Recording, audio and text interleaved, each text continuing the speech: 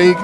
El Nasser have come from 2 goals down. Ronaldo's in, and there could be a third. It is Ronaldo.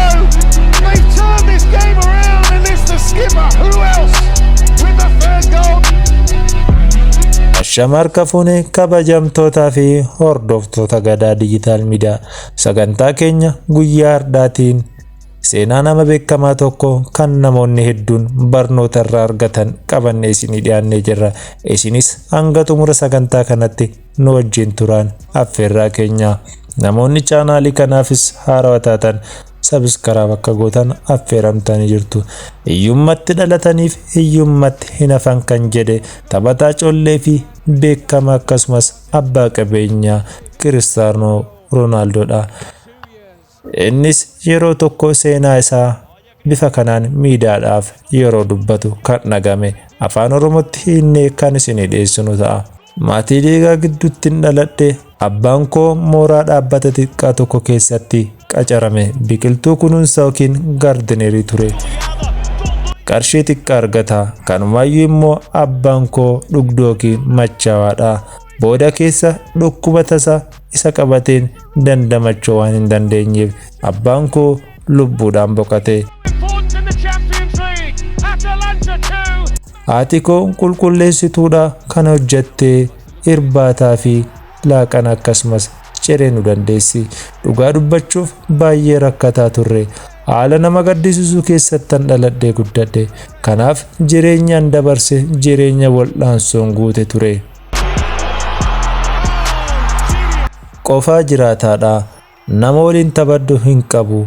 Kanan waliin ayyaana kabajus hin qabu. Walumaa galatti sababa hiyyummaa koorraa kan ka'e namni anatti dhiyaatee yookiin siiqee na wajjin jireenyas ta'e haalota jiruuf jireenya hawaasummaa qoodatu hin argamu.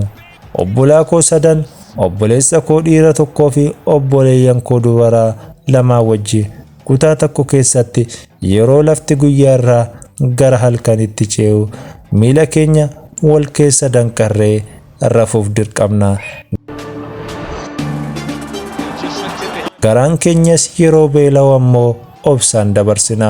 Nama barumsas barachuudhaaf nama ga'umsa qabu hin turre. Barsiisaan koos yeroo adda addaatti ati nama barumsaaf taatu miti ka'ii deemnaan jechuun mana barumsaatii naaree. Anis erga mana barumsaatii haarame abdii kutachuudhaan gara manatti deebi'e. Jireenya koo keessatti daa'imummaa koo kaasee kubbaa miilaa taphachuun jaaladha. Kanaaf yeroo hundumaa ganama ka'ee shaakala. Kubbaan anaaf tapha qofa osoo hin taane hiriyyaa koo jaalallee koo jechuudhaan seenesse. Gadda koo na irraanfachiisa. Nan boqadha. Na bohaarsa. Yeroo kubbaan argu gammachuu arga yookaan immoo jireenyi hundi natti dukkanoofti.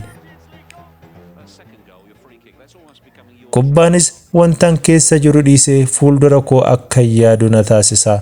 Kanaaf kubbaa miilaa anaaf waan hunda kooti. Umurii koo waggaa 8tti kilaba tokko akka seenuudhaaf haalli na mijate. Kilaba koo yeroo seenus ammoo gammachuu guddaa natti dhagame. Haalaan ibsachuus hin barbaanne ture. Abdiin yookiin abjuun koo kun dhugaayyuu jedhee mamii keessa seenee ture. Dandeettiin koo dabalaa namoonnis yookiin hiriyyoonni koos tapha kootti gammadaa waan turaniif anis gara imala gammachuu fi beekamtitti taasise. Umurii koo waggaa 11tti maatii irraa adda bahee kilabii Aslaandii tokko seenee. Meekaa isin maal jettani? Umurii kanaan qofaa jiraachuun hammam akka ulfaatu yaada. Haati koo ammoo jireenya gadadoodhaan sadarkaa kanaan nageettamu. Ana yoo biraa dhabde maaltu itti dhagama? Ijoollee kilabicha keessaa ani nama xiqqaa fi qal'aa ture. Namoonni qal'aan ana qofa waan tureef natti qoosaa turen. An garuu akkas ofiin jedhee sammuu koo of amansiisuudhaan xinsammuu koo of jajjabeessa. Eeyyena ani nama hundaarra qal'aadha. Hiriyoota koo keessas an nama xiqqaadha. Namoota na wajjin taphatan kana keessas an hiyyeessa. Egereen boruu koo abjuu hardaatiin hin dukkanooftu. Na amana. Anis milkaa'ina keessa akka nama tokko ta'etti of hin ilaala. Garuu guyyaa tokko ani taphataa beekamaa addunyaa ta'a sooressa ofirraa hafuun namoota idil addunyaatiif ta'u jedhee of amansiise. Milkaa'inni guddaan qaamaan osoo hin taane guddina sammuu irratti hundaa'uun ofiin jedha ture. Umurii koo waggaa 15tti dhukkuba onneen qabame. Yeroo kana ammoo yeroo abjuun hundi natti hirmaachuudhaan natti dukkanaa'ee ture. Natti ulfaachaa dhufe. Mee yaada kaa fiigee dafqee kubbaa taphadhee dhiisaatii taa'iyyuu baay'ee na dhukkuba. Bakka taa'etti abdii koo waan kutadheef yeroo hundaa imimmaan koo dhangalaasa. Yeroo mudannoo kanatti ammoo namoonni natti qoosuu fi natti baachuu eegalani. Mucaan kun fagoo hin ga'u naan jedhu. Waan milkaa'ina jirus natti fakkaataa hin turre. Yeroo hamaa ture. Garuu abdii hin kutanne. Booda yaaliin baqaqsanii hodhuu naaf taasifame. Ogeeyyiin fayyaas na yaalanii gara jireenya idileetti akkan deebi'u na taasisanii. Gara shaakala kootti deebi'ee akka garaa koo fiigee taphachuu danda'e. Oolee bulee darbaa beekamtis horataa dhufe. Mucaan hiyyeessi abbaan isaa biqiltuu kunuunsuudhaan jireenya isaa geggeessuu dadhabee machaa'ee dhugee balaa tasaatiin lubbuu isaa ofirraa dhabne kun ammoo gara addunyaa yookiin namoota bebbeekamoo addunyaa kanatti dabalamuudhaaf guyyaan isaa ga'e. Haati koo akkuma kana dura isinitti hime xurii namaa qulqulleessitee na guddiste. Yeroo ani hiriyyaa hin qabnetti hiriyyaas haadhas naa taate. Waa hunda koo naa ta'uudhaan jireenya addunyaa beekamtii kanaaf na geessite. Bara 2003 qarshii doolaara miiliyoona 15 kilaba beekamaa fi guddaa biyya Ingiliis Manchester United seene. Bara 2009 immoo qarshii yuuroo miiliyoona 94 kilaba beekamaa fi guddaa biyya Spain Real Madrid seene. Bara 2018 qarshii yuuroo miiliyoona 100 kilaba beekamaa fi guddaa biyya Xaaliyaan Juventus seene. Akka kilabii fi akka biyyatti badhaasa geebaa 30 ol argadheera. Dhuunfaa kootiin akkasuma immoo namoota na bira dhaabbatanii badhaasa kanas qoodaan ture. Badhaasa kana dhaabbata mootummaa, miti mootummaa fi dhaabbilee garaagaraa irraa argachuu danda'e. Gumaata kanaaf ammoo harmeen koo iddoo guddaa qabdi.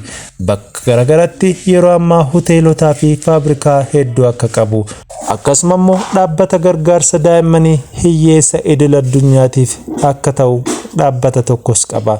Dhaabbata gargaarsa daa'immanii hiyyeessa beekamaa tokkos qaba. Kabajamtootaa fi hordoftoota Gadaa Digital Miidiyaa, seenaa nama beekamaa taphataa addunyaa abbaa qabeenyaa yookiin abbaa hiyyeessotaa jedhamuudhaan maqaa guddaa horate Kiristaanoo Roonaaldoo irraa waan hedduu akka bartan abdii guutuu qabna.